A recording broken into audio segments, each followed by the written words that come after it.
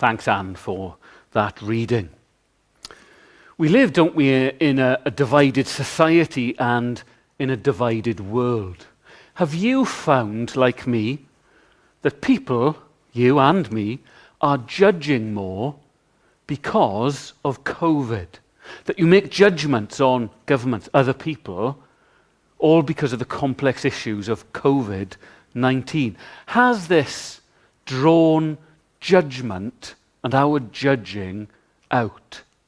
It seems to be so evident and so obvious that this is what is happening at the moment.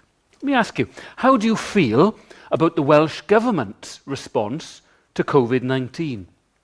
How do you feel about the UK government in Westminster? How do you feel about their response to COVID-19 and the pandemic? How do you feel about Sweden's approach of no lockdown compared to New Zealand's approach of a very quick, strict lockdown? Many of my friends have given their considered judgments on the Welsh and the UK governments, and it is fairly predictable to report that their judgments are normally based on their political opinions rather on whatever government has actually done. If you like the particular government, whether it's Wales or the UK government, then you will ignore the mistakes that are made and concentrate on the success stories. Of course, if you don't like the government, then you'll major on the mistakes and, of course, judge them for it. Of course, COVID-19 and the response and everything that's going on is an extremely complex thing, isn't it? All the decisions that are made and the timing of them are very complex. And so before we judge different governments in different countries, with different societies and different landscapes and different populations and different population rates and densities and everything else, do you factor those in your opinions, or do you just judge? Is it wrong to judge and criticize governments in this way? Is that what Jesus is talking about in the passage that Anne read for us? Should we criticize those who have the authority over us? We know we are to pray for them, but can we criticize them? Can we judge them? What about in your day-to-day lives, in your day-to-day activities? You're in the supermarket. You're just about to grab a pint of milk or whatever it is, and someone else reaches right over you and grabs a pint or 4-pinter or whatever from a different part of the shelf. How do you feel? They're not observing social distancing. In the past, you wouldn't have thought anything of it, but now, what are they doing? Why are they wearing a mask? Why aren't they wearing a mask? How do you feel? How do you feel when you're walking perhaps along a lane or having a walk, someone coming in the opposite direction, instead of just moving out of the way or moving to the side, in the fresh air, that person virtually jumps into the hedge 8 feet away to avoid coming anywhere near you? How do you feel? That person who is taking social distancing to the nth degree, as it were. What about that person who is driving alone in the car with a mask on? Or that person who is wearing a mask that you see, they're worried about the effect that COVID-19 will have on their lungs and on their breathing, and then they pull their mask down to take a drag of their cigarette. How do you feel? What do you think when you see someone like that? Are you judging them? Of course you are. We all do, don't we? We all judge others in the way that they act if it's not according to the perfect set of rules that we set ourselves. Reality is, and the truth is that we live in a media and social media saturated world where in many occasions people are actually asking to be judged. And so the cake that you bake is put on Instagram. What do you think? Judge me. That's the question. And so we get used to it. Television programs have been dominated the last few years with X Factor, Britain's Got Talent and The Voice, where people put themselves forward to be judged. Is there harm in this? It's happened several times in prison that prisoners have said to me or had tattooed on them somewhere, "Only God can judge me," or "No one can judge me." Always makes me laugh. And the first couple of times that I saw that, particularly with the tattoos, "No one can judge me," or "Only God can judge me," I kind of challenged them on it and said, well, that's just not true, is it? I mean, the fact that you're in prison means that a judge has judged you. I stopped doing that mainly because the reaction was fairly aggressive from the men that I was having a go at. You see, I was judging them, and they sometimes really wanted to judge me as well. But that judge was paid in the courtroom to judge them. So it's not true that only God can judge. It's not true that no one can judge you. We judge others all the time, and other people judge us all the time. And what am I doing when I'm having a go at someone's silly tattoo? I'm judging them, aren't I?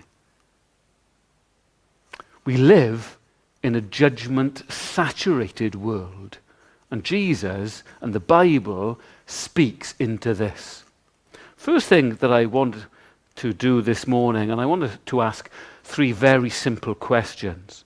And the first question is this: why do we judge others? Why do we judge others? Why is it so easy? And why do we do it so very often? Well, we do it to divert attention from ourselves. We do it to divert blame from ourselves. Ever been put on the spot? Happened to me on Friday morning. I was in prison, I was working, and I'd just kind of got on to the end of one of the wings. There's kind of a centre block, and then there's the start of the wing. And to get into the wing, I had to open the gate, turn the key, walk on. There was lots of the prisoners there, and a few officers as well. And there was men on the phone, that kind of thing. And as I opened the gate, there was a prisoner who wanted to come out into the centre block and wanted to bring a kind of a step thing. He'd been painting, I think, up high, so he brought kind of a movable little ladder. Not a big ladder, not going to get out, but a little ladder on wheels. And so there was no officer that I could see. And so after a few seconds, I could see another officer, shouted to him. He agreed that it was okay. The man brought the ladder out into the centre block, and then he came back in, and I locked the door and carried on walking.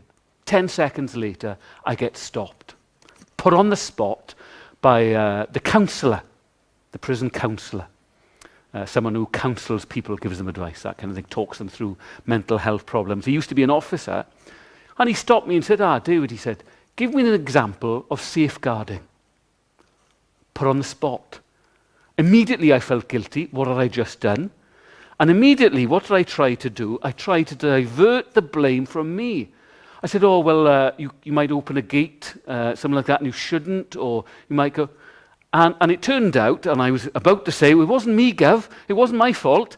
The officer had said it was okay, don't worry. I was just about to do that, because I was put on the spot, when he said, no, we're starting a new thing. And all he wanted to do was give me an information sheet, because they were starting a new process, a new policy.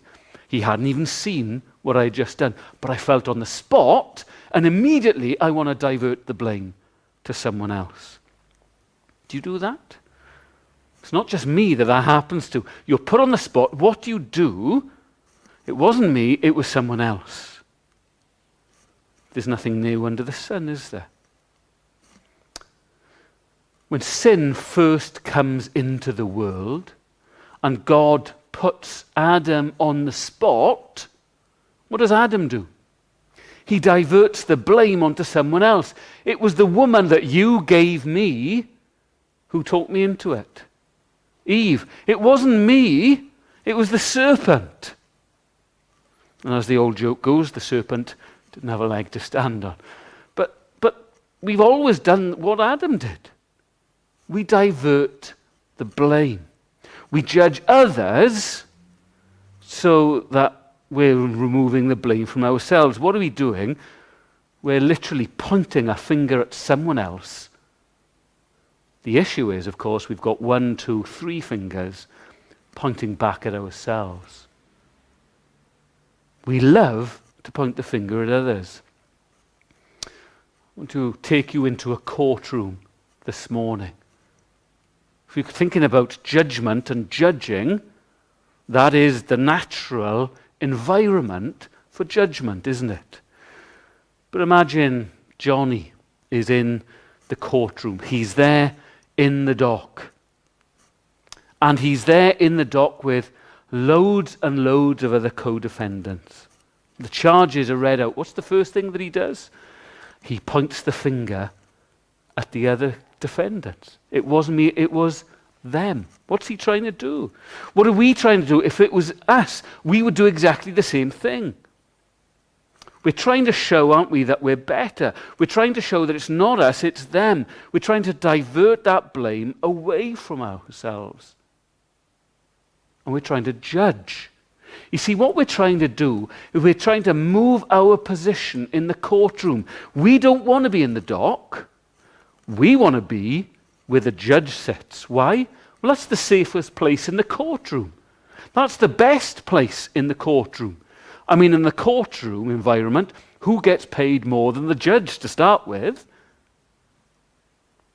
And who's the one who's definitely not in trouble? It's the judge. And so when guilt comes upon us, or when a charge is read out to us, whoever we are and whatever we've done, what do we want to do? We divert blame and we judge others. We want to be the judge. We want to move our position. We want to be superior. I mean, in the courtroom, the judge is the superior one. It's the superior position to take. And that's what we want to do. We want to elevate ourselves into a place of judgment. No one can judge me if I'm the judge. We want to be the judge. But not only that, we're hypocrites, of course, as well. We, as hypocrites, we want to feel better about ourselves by making ourselves feel right. After all, other person is worse than me. We're trying again put on the judge's wig. We're trying to put on the judge's mask. That's what hypocrisy is. It's putting on a mask. And it's the judge's mask that we're trying to put on. It's the judge's wig that we're trying to put on. And so we've seen it, haven't we, over COVID? It's drawn it out of us. How many of my younger friends from all over the world, especially America and other parts of the UK, were preaching 1 minute, stay indoors, don't go out, protect the NHS, or in America, protect the healthcare system. And so preaching 1 minute to stay indoors, and the very same people the next minute are the ones who've broken lockdown to go and protest about something. What am I doing? I'm judging them for being hypocrites. What about the young people who we've seen partying on the steps of the Cardiff Assembly, or on the beaches in Gower, or in Ogmore?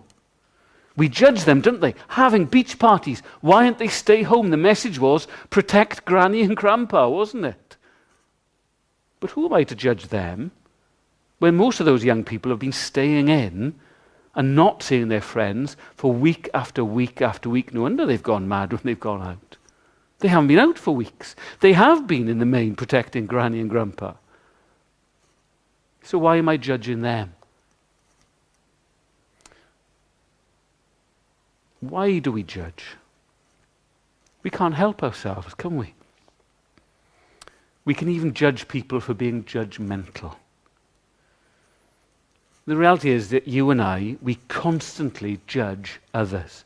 Sometimes we do it legitimately. There are times when we are. I mean, a judge is paid to judge. He is paid to make judgments. It may be in work that you are paid to make judgments about different things. Of course, there are times to judge. But we do it so often because we're hypocrites. We put that mask on. We want to be the judge so that we're diverting a blame away from us. Feel that I'm judging you this morning? Are you saying, who are you to judge me? Well, that's a judgment in itself. You're now judging me for judging you. I'm assuming that you're the same as me. And the people all around us who do the same thing. We all find it so easy to judge other people. Why do we do that? Naturally, we self-justify. We want to feel righteous, and we know we're not. We want to be in the right all the time, and we know that we are not and can't be. And so we self-justify ourselves.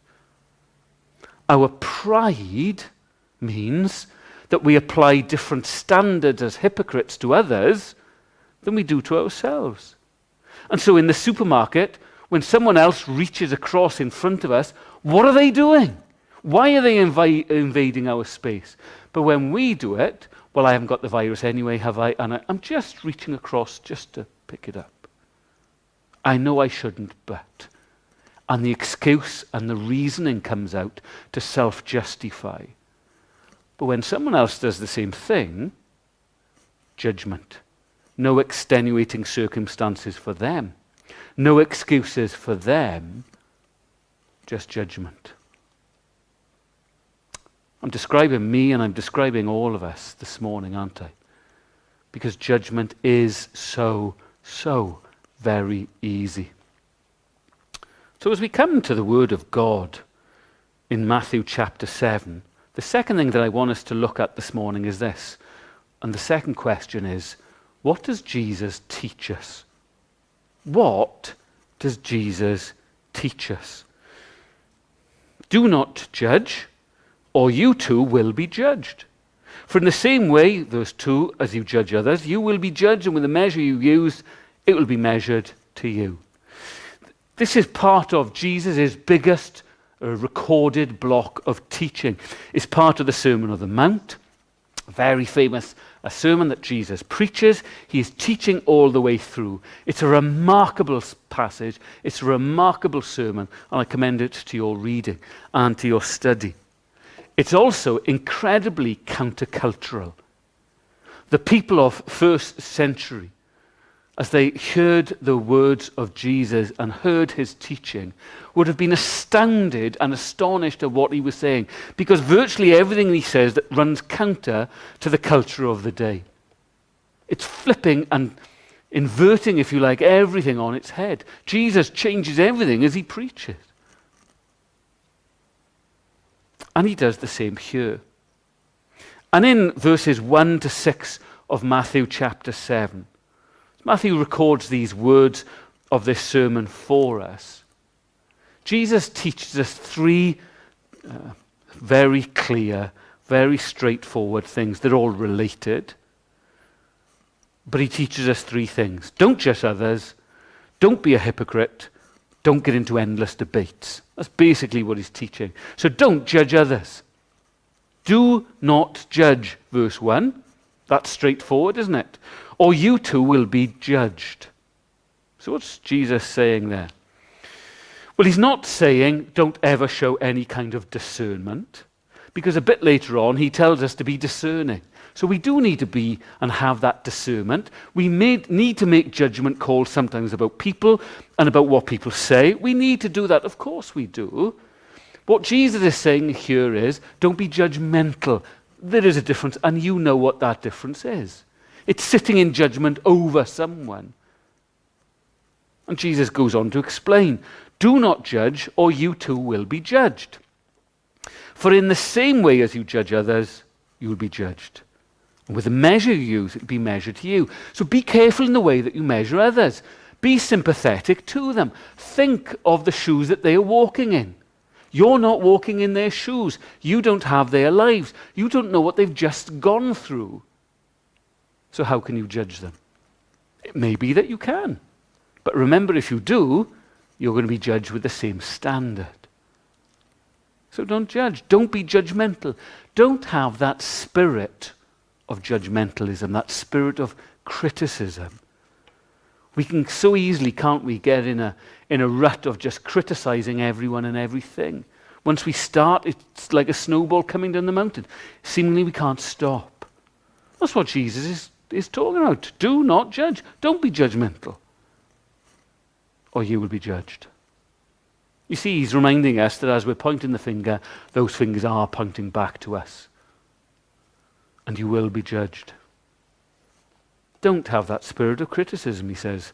Second thing he says is this, as he teaches us, don't be a hypocrite. Verse 3, why do you look at the speck of sawdust in your brother's eye and pay no attention to the plank in your own eye? How can you say to your brother, let me take the speck out of your eye, when all the time there's a plank in your own eye? You hypocrite!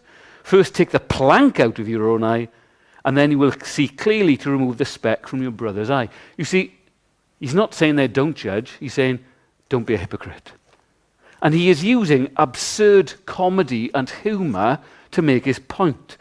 As you would have listened to this for the first time, the people there would have laughed at what Jesus was saying. That's the response he's looking for. He's using that absurd comedy, that absurd humour, that extreme humour, to make a point. You've got a plank. You can't have a plank in your eye, can't you? But it's as if you've got a plank in your eye.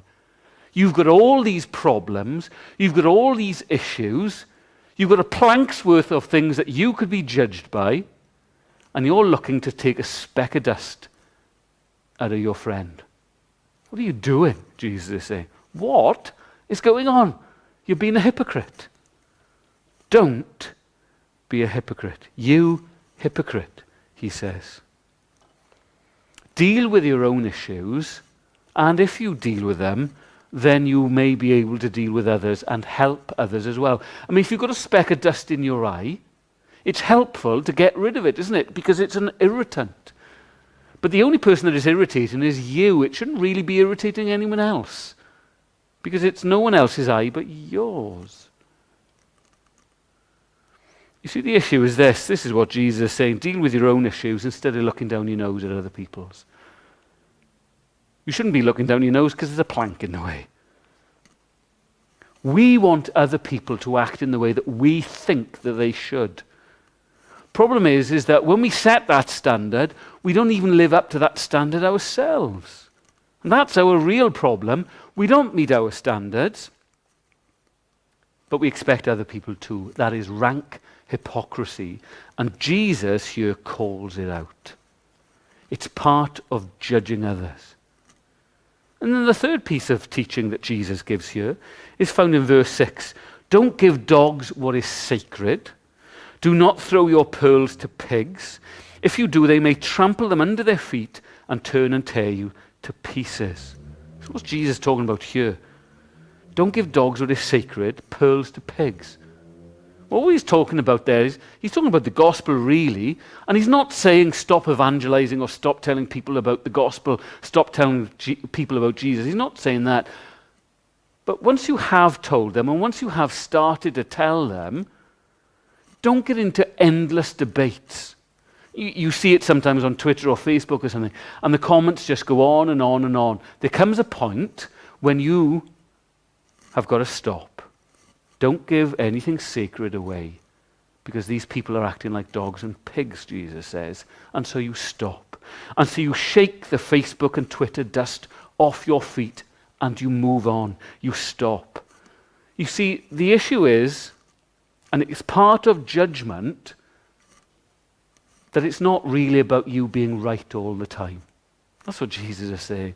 When we insist on being right all the time and arguing our point all the time, what are we doing? In our pride, we are judging others. Your opinion is not as good as mine.